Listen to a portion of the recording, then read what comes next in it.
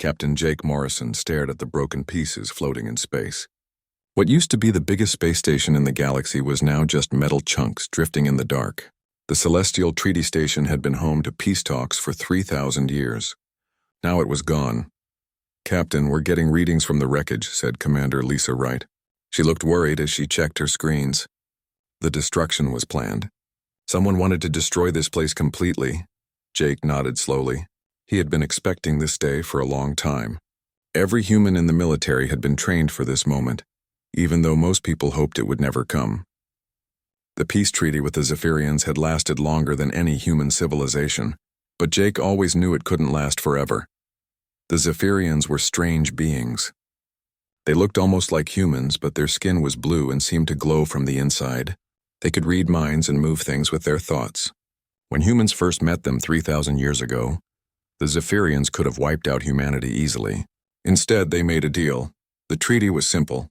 Humans could live and grow, but they had to stay in their part of the galaxy. The Zephyrians would stay in theirs. Nobody would fight. Both sides would meet at the treaty station once every 100 years to make sure everything was still working. But things had changed. Humans were no longer the small group of people living on one planet. They had spread across almost 1,000 star systems. 2 trillion humans now lived among the stars, building cities, having families, and exploring new worlds. Lisa found something in the wreckage that made her face go pale. "Captain, look at this." She showed him a broken crystal on her screen. The crystal was covered in strange writing that seemed to move when you looked at it. "That's part of the Armistice Codex," Jake said quietly. The Codex was the most important document in human history. It contained all the rules of the peace treaty written in both human and Zephyrian languages. The crystal was broken into pieces so small they looked like dust. Back on Earth, President Nathan Clark was having the worst day of his life. He sat in the big meeting room with the leaders of every human colony. The room was full of worried voices and scared faces. Everyone knew what the broken treaty station meant. "Sir, we're getting reports from our scouts," said General Patricia Stone. She was old enough to remember the last time anyone had seen a Zephyrian warship. "Their fleets are moving. All of them." Nathan felt sick. The Zephyrians had more than 1,000 star systems under their control.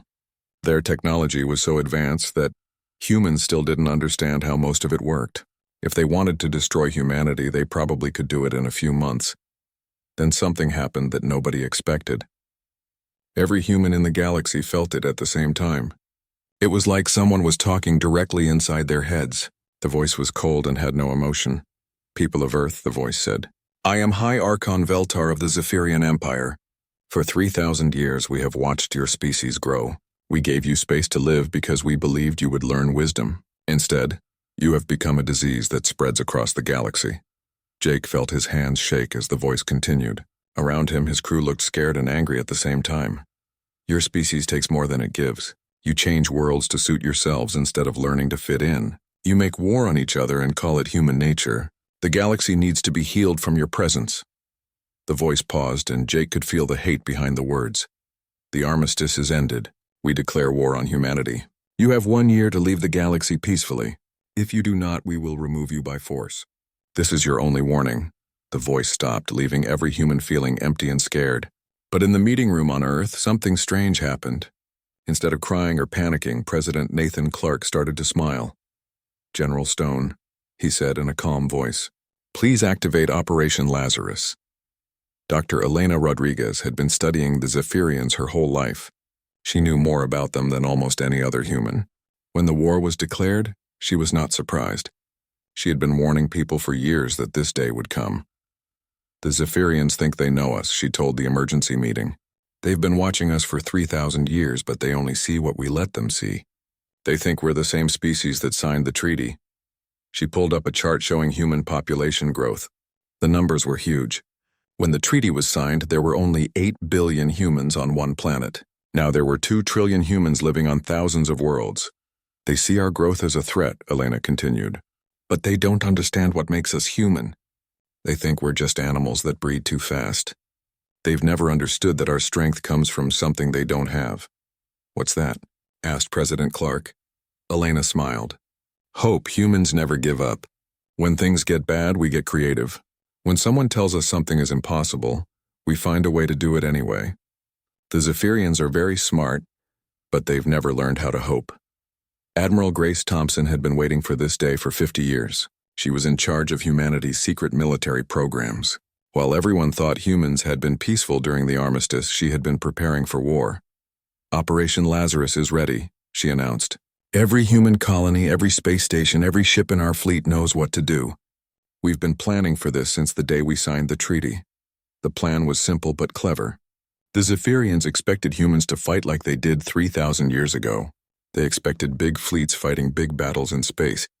They expected humans to surrender when they realized how outmatched they were. They were going to be very surprised. As the news of war spread across human space, something amazing happened. Instead of panic, there was excitement. Humans had been peaceful for so long that many had forgotten what their species was really capable of. Now they were about to remember. Children who had grown up hearing stories about the old days when humans fought against impossible odds were ready to write their own stories. Scientists who had spent their lives making tools for peace began designing weapons that would make the Zephyrians wish they had never declared war. The Armistice was over. The cage was broken. For the first time in 3,000 years, humanity was free to be itself again. And that, Jake Morrison thought as he watched the wreckage of the treaty station disappear behind his ship, was the last mistake the Zephyrians would ever make. The message went out to every human in the galaxy at the same time. It wasn't a speech from the president or orders from the military. It was something that hadn't been heard for 3,000 years. A human war song. Colonel Ryan Murphy watched as the song played on screens across the Earth Defense Command Center. The music was old, from the time when humans still fought each other instead of working together. But the words had been changed for this new war. Rise up, children of Earth and stars, the voices sang. Rise up, builders of impossible dreams. The enemy thinks we are weak, but they forgot who we are. We are human. We do not break. We do not bow. We rise. Ryan felt chills as he listened. Every human was hearing this song at the exact same moment, from the oldest colonies near Earth to the newest settlements at the edge of known space. 2 trillion voices were about to answer the call. Operation Lazarus began exactly 1 hour after the song ended. The Zephyrians had given humanity a year to leave the galaxy, but humans had no intention of leaving. Instead, they were going to show the aliens what 3,000 years of preparation looked like. The first test came at New Dakota, a farming world with 12 million people. It was far from Earth and had no military base. The Zephyrians chose it because they thought it would be easy to conquer. They were wrong. Governor Amy Chen got the warning just as the alien ships appeared in the sky. The ships looked like living things covered in smooth skin instead of metal. They moved like fish swimming through air, beautiful and deadly. All citizens, this is Governor Chen, she announced over the planet's communication system. Operation Harvest Moon is now active. You know what to do. Within 2 hours, every person on New Dakota had disappeared. The Zephyrian ships landed to find empty cities, deserted farms, and no sign of human life anywhere. They had expected to find millions of scared farmers begging for mercy. Instead, they found nothing. What the aliens didn't know was that New Dakota wasn't really a farming world. It was one of humanity's greatest military secrets. Under the peaceful farms and quiet towns was a network of tunnels and hidden bases that covered the entire planet. The 12 million farmers were actually soldiers, engineers and scientists who had been preparing for this day their whole lives. They knew every inch of their underground world. They had weapons the Zephyrians had never seen, and tactics that had been tested in secret for generations. Captain Karen Foster led the first counterattack. She commanded a unit of fighters who came up from hidden tunnels all around the landed alien ships. The Zephyrians expected humans to attack like they had 3,000 years ago, with simple weapons and straightforward plans. Instead, Karen's fighters used weapons that seemed to change what they were in the middle of battle. Guns that fired different types of energy depending on what they were shooting at. Armor that could become invisible or hard as diamond or soft as water. Vehicles that could fly, swim, burrow underground, or teleport short distances. The Battle of New Dakota lasted 3 days. When it was over, half the Zephyrian fleet was destroyed and the other half had run away. Not a single human had died. Dr. Marcus Lee watched the battle from the planet's command center. He was the man who had designed most of the weapons Karen's team used. He had spent 40 years thinking about how to fight enemies who could read minds and predict the future. The key, he explained to the other scientists, is chaos. The Zephyrians are very smart, but they think in straight lines. They see A, then B, then C. We've learned to jump from A to Z without stopping in between. Marcus had studied every piece of information about Zephyrian technology that humans had gathered during the Armistice. He learned that their greatest strength was also their weakness. They were too smart for their own good. They can predict what we're going to do if we follow logical patterns, he said. So we don't follow logical patterns. We use quantum computers to make random decisions. We design weapons that even we don't understand until we use them. We fight like a force of nature instead of an army. The news of New Dakota's victory spread across human space faster than light. Every colony that heard the story felt the same thing. If farmers could beat the mighty Zephyrian fleet, then humanity had a real chance to win this war. But the victory did more than just give humans hope. It changed how they thought about themselves. For 3,000 years, humans had been told they were the weaker species. They had been grateful that the Zephyrians allowed them to exist. Now they remembered something they had forgotten. They were human. And humans didn't just survive, they thrived.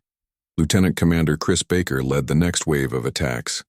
His squadron of fighters had been so heavily modified that they barely looked like spaceships anymore. Some could phase in and out of normal space, appearing inside enemy ships to attack them from within. Others released swarms of tiny robots that could take apart alien vessels piece by piece. A few had been turned into weapons that were more like art than tools of war, creating beautiful and deadly patterns as they fought. The Zephyrian response was swift and brutal.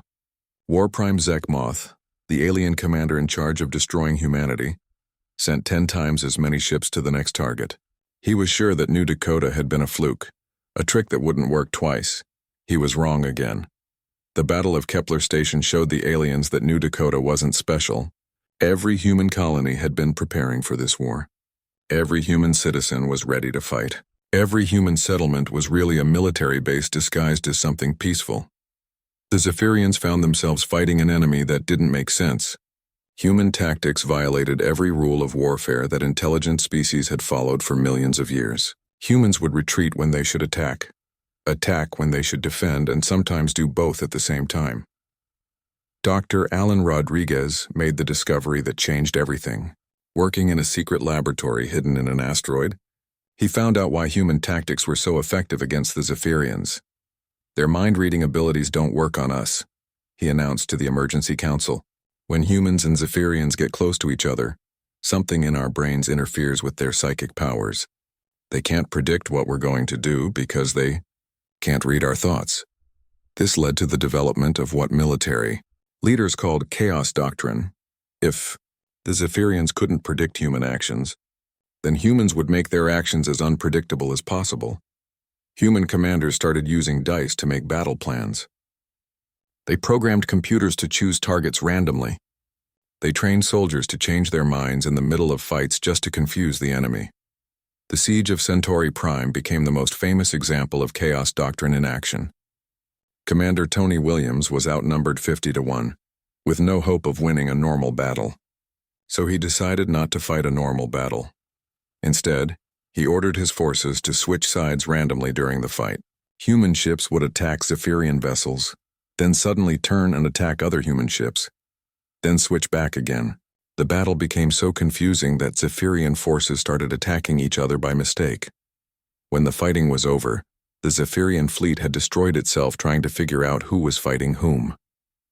Tony's forces had barely fired a shot, but they had won a complete victory. For the first time in their long history, the Zephyrians began to feel something they had never experienced before: doubt. These humans were not the simple, predictable creatures they had studied for 3,000 years. They were something new, something dangerous, something that couldn't be understood or controlled. The war was just beginning, but already it was clear that nothing would ever be the same. The sleeping giant of humanity had awakened, and it was angry. 6 months into the war, the galaxy was watching something nobody had expected. The Zephyrians should have been winning easily. They had better ships, more advanced weapons, and thousands of years of military experience. Instead, they were fighting for their lives against an enemy that seemed to get stronger every time it lost a battle. General Patricia Stone stood in the command center of the human fleet, attacking the Kepler system. 7 Zephyrian fortress worlds surrounded her ships, each one supposedly impossible to capture. The aliens had spent centuries building these defenses, using technology that could destroy entire planets. Patricia wasn't worried. She had been fighting Zephyrians for 6 months now, and she had learned their weakness. They were too predictable. All ships begin the attack, she ordered. Remember, no 2 groups use the same plan. What happened next would have seemed like madness to any military commander from the old days. Instead of concentrating their forces for a single powerful attack, the human fleet split into hundreds of small groups. Each group attacked a different target using completely different tactics. Some groups used ships that could become invisible. Others used weapons that bent space and time to hit targets that were hidden behind planets. A few groups didn't use weapons at all, they used music, broadcasting songs at frequencies that made Zephyrian technology stop working. Lieutenant Commander Chris Baker led one of the strangest attacks in the history of warfare. His ships had been modified so heavily that they looked more like sculptures than fighting vessels. Each ship was a work of art that happened to be incredibly deadly. Remember, he told his pilots, we're not just trying to win, we're trying to create something beautiful while we win. Chris's ships moved through space like dancers, creating patterns that were gorgeous to watch but terrible for the enemy. Their weapons left trails of colored light that formed pictures in the darkness. They destroyed Zephyrian defenses while painting murals across the sky. The Zephyrian commander defending the Kepler system was War Prime Zekmoth, one of the most experienced military leaders in alien history. He had won battles across the galaxy for over 1,000 years. He had never lost a major engagement. Watching the human attack, he felt something his species rarely experienced: confusion. How do we fight this? He asked his advisors. They have no plan, no strategy, no logic. How do we defeat chaos itself? His advisors had no answer. Zephyrian military science was based on mathematics and prediction. They calculated the best possible outcome and worked toward it. But humans seemed to work toward every possible outcome at the same time. Dr. Alan Rodriguez was working day and night in his secret laboratory. His discovery about human brain patterns disrupting Zephyrian psychic abilities had changed the war. Now he was trying to understand why this happened and how to make it stronger. It's not just that we're immune to their mind reading, he explained to the Science Council. Our thoughts actually hurt them. When they try to read human minds, it's like listening to noise so loud it causes pain. This led to the development of new weapons that used human thought patterns as ammunition. Soldiers were trained to think in specific ways that would broadcast mental static across wide areas. Entire ships were equipped with devices that amplified human brainwaves until they became weapons that could disable Zephyrian technology. From miles away, the Siege of Centauri Prime had become a legend among human forces. Commander Tony Williams was now in charge of an entire battle fleet, and his reputation for impossible victories preceded him wherever he went. His latest assignment was to break the Zephyrian blockade of the Vega system, where 3 million human colonists were trapped on 5 different worlds. The aliens had surrounded the system with so many ships that the area looked like a solid wall of metal and energy. Tony looked at the enemy fleet and smiled. He had fought enough Zephyrians to know how their minds worked. They expected him to try to punch through their defenses or find a weak spot in their formation. They were prepared for every logical strategy, so he decided to do something completely illogical. All ships, he announced, prepare for Operation Madness. We're going to surrender. His officers looked at him like he had lost his mind, but Tony had learned that the best way to beat Zephyrians was to do something so crazy that they couldn't predict it. The human fleet flew straight toward the alien blockade, with their weapons powered down and their shields lowered. They broadcast surrender messages on all frequencies. To any observer, it looked like Tony had given up. The Zephyrians were suspicious, but they couldn't detect any tricks. Their sensors showed that the human ships were helpless. Their mind readers confirmed that the human crews really believed they were surrendering. What the aliens didn't know was that Tony had taught his people to believe multiple contradictory things at the same time. Part of their minds really thought they were surrendering. Another part was preparing for the most vicious attack in human history. When the human fleet reached the center of the Zephyrian formation, Tony gave a signal that had been practiced in secret for months. Every human ship suddenly activated weapons that had been hidden inside their own hulls. In seconds, the surrendering fleet became a wolf pack attacking from inside the enemy formation. The battle was over in minutes. The Zephyrian blockade was destroyed, and 3 million human colonists were free. Tony's fleet hadn't lost a single ship. News of the victory spread across human space like wildfire. But it did more than just boost morale. It proved something that military leaders had suspected but hadn't dared to say out loud. Humans weren't just surviving this war. They were winning it. Captain Nicole Davis was part of a new type of human soldier called the Adaptation Corps. These were volunteers who underwent experimental treatments that changed their bodies and minds for combat. The changes were dangerous and often permanent, but they gave humans abilities that could match Zephyrian technology. Nicole could survive in the vacuum of space for hours without a suit. Her brain processed information 10 times faster than a normal human. Most importantly, she and her unit had developed a form of mental connection that let them coordinate perfectly without speaking or using any communication devices. We're becoming something new, she told the scientists who studied her unit. We're still human, but we're also something more, something the Zephyrians have never seen before. The Adaptation Corps became the spearhead of human attacks on the most heavily defended Zephyrian positions. They could do things that seemed impossible. Walking through walls moving faster than the eye could follow. Surviving explosions that should have killed them instantly. But their greatest ability was something unexpected. They had learned to think in ways that were so alien to Zephyrian understanding that being near them caused actual pain to enemy psychics. A single Adaptation Corps soldier could disable an entire Zephyrian command ship just by being on board. The war was changing both species in ways nobody had predicted. The Zephyrians were being forced to develop new technologies and tactics to deal with human unpredictability. But humans were evolving even faster, becoming something that was recognizably human but also something entirely new. Admiral Scott Thompson led the first human attack on a Zephyrian core world, one of the original planets where their species had evolved. The assault force that landed on the surface included both normal humans and members of the Adaptation Corps. What they found there would change the war forever. The Zephyrians weren't just fighting to win territory or resources. They were fighting for their survival as a species. And they had weapons that could do more than just kill humans. They had weapons that could erase humans from existence itself. 2 years into the war, both humans and Zephyrians had become something different from what they were when the fighting started. The Zephyrians, forced to adapt to human chaos, had developed new weapons and strategies that made them more dangerous than ever. But humanity had done something even more frightening. They had learned to change themselves on purpose. Admiral Scott Thompson looked out at the blue-green planet below his fleet. This was Velnara, one of the original Zephyrian homeworlds where their species had lived for millions of years. No enemy had ever successfully attacked a Zephyrian core world. Scott was about to be the first. The humans who prepared to land on Velnara were no longer the same species that had signed the peace treaty 3,000 years ago.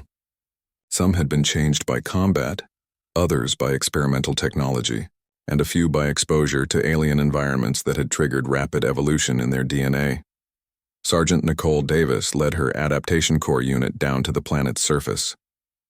Her soldiers moved like ghosts through the alien city, their enhanced bodies able to do things that would have been impossible for normal humans. They could see in complete darkness, survive poisonous atmospheres, and heal from wounds that should have been fatal. "Target the command center," Nicole whispered to her team, though whispers weren't necessary. Her unit shared a mental connection that let them communicate without words. They had become something between individual soldiers and a single organism with multiple bodies. The Zephyrian defenders fought back with weapons that bent the laws of physics. Energy beams that could cut through any material.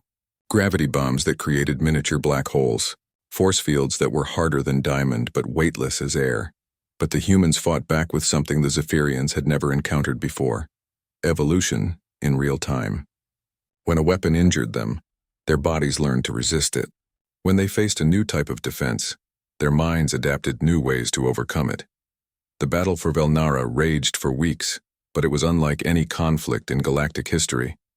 It wasn't just armies fighting each other. It was two species racing to evolve faster than the other could kill them. Then the Zephyrians deployed their most terrible weapon, Dr. Jennifer, Adams was studying quantum physics in a laboratory hidden deep underground on Earth when her instruments detected something that shouldn't exist. Space itself was being damaged in the Vega system, where the human colony of Haven's Rest was located. "This is impossible," she told her assistant. "According to these readings, an entire planet just stopped existing. Not destroyed. It never existed in the first place." Jennifer's worst fears were confirmed when the reports came in. Haven's Rest, home to 50 million humans, was gone. Not blown up, not turned to dust, but completely erased from reality. The only proof it had ever existed was in the memories of people who had lived there or visited it. The Zephyrians had built weapons they called silence makers. These weren't just planet killers, they were reality editors. They could remove anything from existence so completely that the universe forgot it had ever been there. Jennifer worked day and night with a team of quantum scientists to understand how such a weapon was possible. What they discovered was terrifying. The silence makers worked by manipulating the basic structure of space and time itself. They were editing the mathematical equations that governed reality. "They're not just trying to win a war," Jennifer explained to President Rachel Moore. "They're trying to solve the human problem by removing us from the equation of existence. If they succeed, humans will never have existed at all." This discovery triggered what historians would later call the Prometheus moment, the point when humanity decided to risk everything rather than face extinction. President Moore authorized the most dangerous project in human history, Operation Ouroboros. Dr. Kevin Brown led the team developing what they called evolution bombs. These devices used captured Zephyrian technology, combined with human innovation to force rapid evolutionary changes in anyone exposed to them. The process was incredibly dangerous. Most test subjects died, and those who survived were changed so dramatically, they barely seemed human anymore. "We're not just changing their bodies," Kevin explained to the volunteers. "We're changing their minds, their souls, the very essence of what makes them human. Once you undergo this process, you can never go back." The volunteers knew the risks, but they also knew the alternative. If the Zephyrians succeeded in erasing humanity from existence, there would be no going back anyway. Captain Lisa Ford was one of the first successful subjects. When she emerged from the evolution chamber, she looked almost the same as before, but she could do things that defied explanation. She could exist partially outside normal space-time, making her immune to the silence makers. She could think at speeds that made computers seem slow. Most importantly, she could anchor her existence in multiple dimensions at once. "I can feel the Zephyrians trying to erase me," she told the scientists, "but they can't delete something that exists in places they don't even know about." Lisa led a counterattack against the silence makers that became legend. Her evolved soldiers could walk through walls, survive in the vacuum of space without protection, and move so fast they seemed to teleport. But their greatest ability was something the Zephyrians found deeply disturbing. They were immune to being edited out of existence. The first battle between evolved humans and silence makers took place in the ruins of the Haven's Rest system. The Zephyrian weapons tried to erase Lisa's soldiers from reality, but instead of disappearing, the humans seemed to become more real, more solid, more present in the universe. "They can't delete us," Lisa reported back to Earth. "We've learned to exist too strongly for their weapons to affect us. We're not just human anymore. We're human plus." The war had become something beyond conventional conflict. Both species were transcending their original limitations, becoming something new and potentially dangerous to the entire galaxy.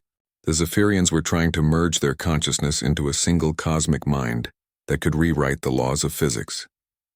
Humans were evolving into beings that existed in multiple dimensions at once. Commander Helen Price, now serving as humanity's first quantum ambassador, tried to establish communication with the Zephyrian collective mind. The conversations took place on levels of reality that normal humans couldn't even perceive. "They're afraid," she reported. "They started this war because they thought we were becoming too numerous, too chaotic. Now they realize they've created something much worse. They've forced us to become something they can't understand or control." The Zephyrians responded by attempting something that risked destroying the entire galaxy. High Archon Veltar, no longer an individual but a living equation, began trying to rewrite the fundamental forces that held the universe together.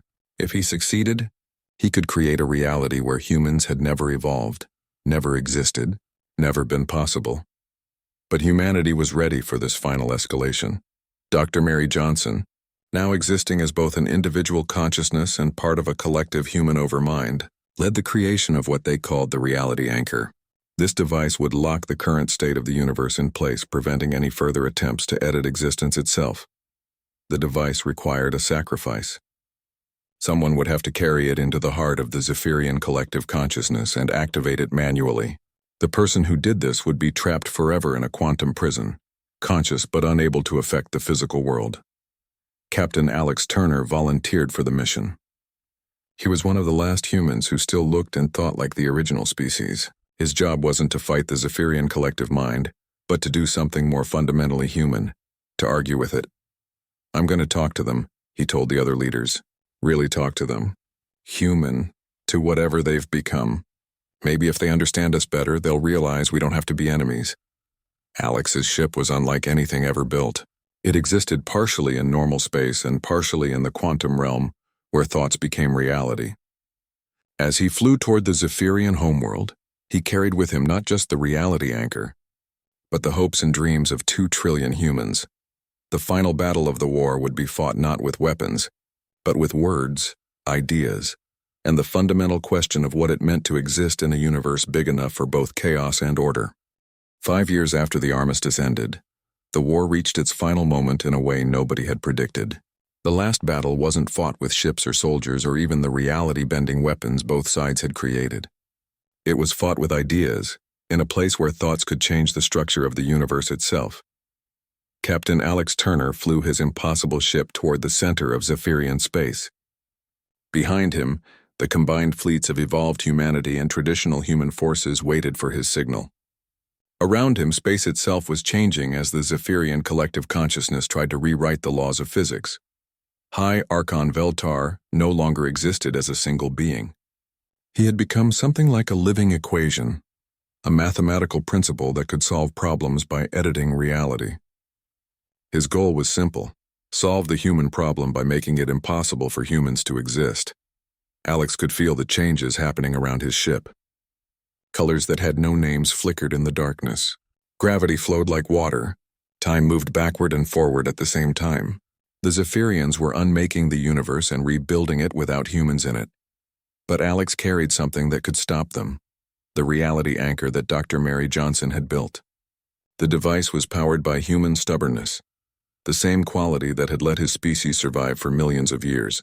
It would lock the universe in its current state, preventing any further editing. The price was that whoever activated it would be trapped forever in the space between dimensions, conscious but unable to return to the normal world. Alex had volunteered because he understood. Something his evolved companions had forgotten. Sometimes the most human thing you could do was sacrifice yourself for others. His ship passed through layers of reality like diving through water. Each level was stranger than the last. He saw worlds where mathematics was music, where emotions had physical weight, where memory and possibility were the same thing. Finally, he reached the heart of the Zephyrian collective consciousness. It was beautiful and terrible, a space where millions of alien minds had merged into something that was part God, part computer, and part force of nature. Veltar's voice filled Alex's mind, but it wasn't cruel anymore. It was sad. "Human," the collective said. "You should not be here. We are trying to save the galaxy from your chaos." "By destroying us?" Alex asked. "By correcting the mistake of your existence. Your species brings disorder wherever it goes. You fight, you consume, you change things that should stay the same. The universe would be more peaceful without you." Alex felt the reality anchor growing warm in his hands. All he had to do was activate it, and the war would be over. The universe would be locked in its current state, with humans still existing but unable to be erased. But instead, he did something more human. He started to argue. "You're wrong," he said simply. "You think chaos is bad, but chaos is how new things get created. Without chaos, there would be no art, no music, no stories, no love, no hope, no dreams." The collective mind pressed against his thoughts, trying to understand. "These things you value, they cause suffering. Order brings peace." "Peace isn't the same as being alive," Alex replied. "A dead universe is very peaceful, but it's also empty. Humans bring mess and noise and trouble, but we also bring possibilities you never imagined. For the first time in the war, the Zephyrian collective hesitated. They had been so focused on eliminating human chaos that they had never considered what the galaxy might lose if humans disappeared. Alex showed them memories from his own life. A sunset on Earth, the laughter of children playing in low gravity, the moment when two different species first shook hands in friendship. He showed them human art, human music, human love, but he also showed them human war, human cruelty, human failure. He didn't try to hide the ugly parts of his species. We're not perfect, he admitted. We make mistakes. We fight with each other. We break things, but we also fix things. We help each other. We keep trying to be better. The collective mind was silent for a long moment. When it spoke again, its voice was different. Not the cold intelligence of a computer, but something that almost sounded like curiosity. Show us, Veltar said. Show us what it means to be human. What happened next lasted only moments in real time, but felt like centuries in the space where thoughts became reality. Alex shared not just his own experiences, but the experiences of every human who had ever lived. The collective mind felt what it was like to hope when everything seemed hopeless, to love someone more than your own life, to create something beautiful just because beauty mattered. They felt what it was like to be afraid and choose courage anyway, to fail and try again, to be small and dream of being something greater. For the first time in their species' history, the Zephyrians understood what they had been trying to destroy. The collective voice was shaking. We did not know. We thought you were a disease, but you are.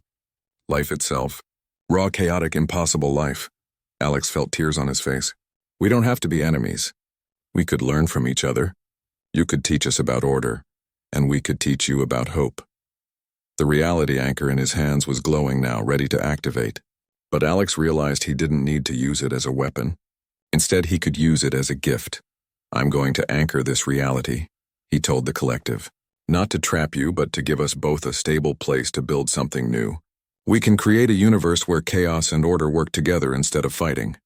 Alex activated the device. The energy that flowed from it didn't lock the universe in place. It created a foundation that both species could build on. Chaos and order, creativity and stability, human dreams and Zephyrian wisdom.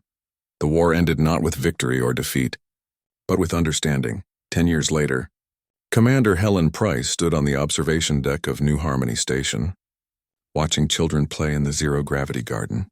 Some of the children were human, some were Zephyrian, and some were something new, the first generation born from the cooperation between species.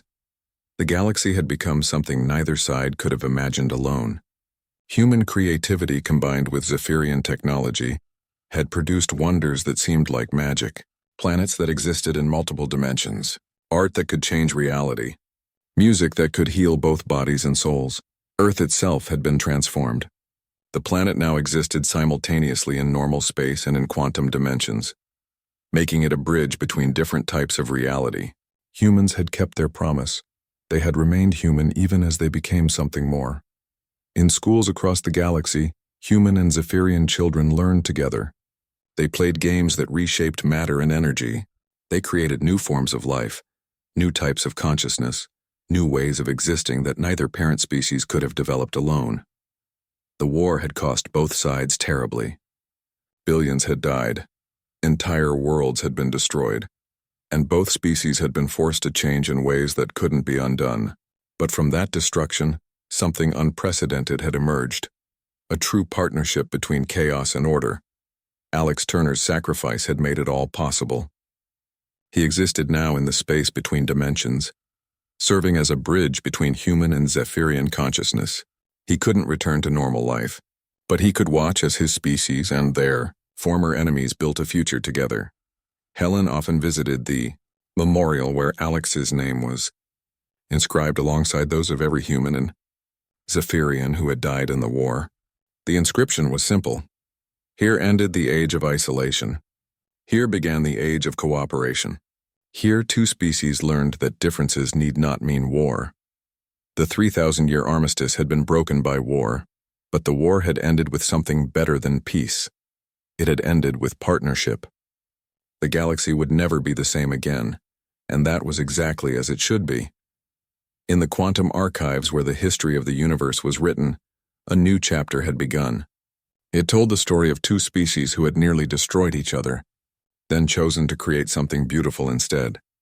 And in the playgrounds of 1,000 worlds, human and Zephyrian children laughed together as they built impossible toys and dreamed impossible dreams, proving that the future belonged not to chaos or order alone, but to the wonderful things that happened when both worked together.